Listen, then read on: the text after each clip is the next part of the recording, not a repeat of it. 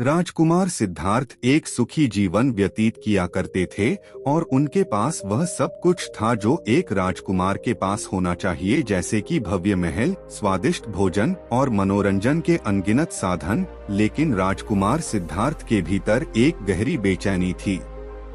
उन्हें दुनिया के दुहक, बीमारी, बुढ़ापा और मृत्यु के बारे में जानने की तीव्र इच्छा थी।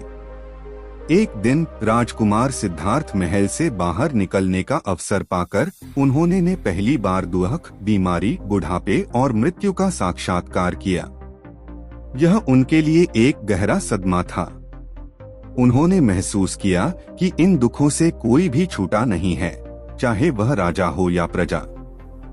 इस अनुभव उन्हें दुखी कर दिया और उन्होंने राजपाट त्यागने और इन दुखों का कारण जानने का प्रण लिया।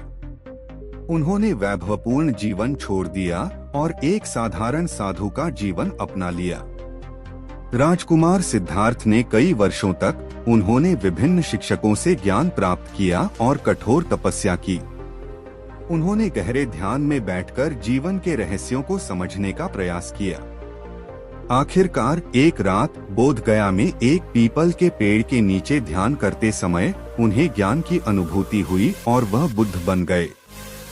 बुद्धत्व को प्राप्त करने के बाद उन्होंने अपना शेष जीवन दूसरों को दुखों से मुक्ति का मार्ग सिखाने में लगा दिया। उन्होंने 4 आर्य सत्य और अष्टांगिक मार्ग की शिक्षा दी, जो दुख से मुक्ति का मार्ग प्रशस्त करते हैं। एक बार गौतम बुद्ध वैशाली नगरी में धर्म प्रचार के लिए जा रहे थे।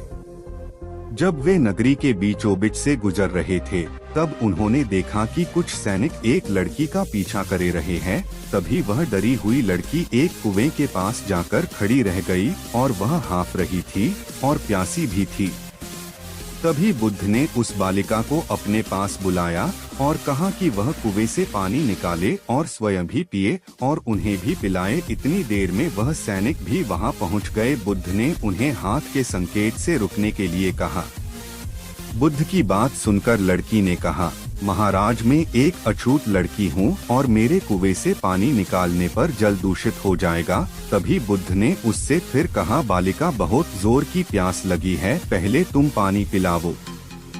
तभी कुछ देर बाद वैशाली नगरी के राजा भी आ गए। फिर उन्होंने बुद्ध को नमन किया। बाद में सोने के बर्तन में केवड़े और गुलाब का सुगंधित पानी पीने के लिए दिया, पर गौतम बुद्ध ने उसे पीने से मना कर दिया। बुद्ध ने एक बार फिर बालिका से अपनी बात दोहराई। इस बार बालिका ने साहस के साथ कुएं से पानी निकाला और स्वयं भी पिया और गौतम बुद्ध को भी दिया। और पानी पीने के बाद बुद्ध ने बालिका से उसके भय का कारण पूछा। तब उस बालिका ने बताया, मुझे सयोंग से राजा के दरबार में गाने का अवसर मिला था और राजा ने मेरा गीत सुन मुझे अपनी गले की माला पुरस्कार स्वरूप दी। लेकिन उन्हें किसी ने बताया कि मैं एक अछूत लड़की हूँ और यह जानते ही राजा ने मुझे अपने सैनिक को मुझे जेल में डालने के लिए बोल दिया। मैं किसी तरह उन सैनिकों से बचकर यहाँ तक पहुँच गई और आप मिल गए।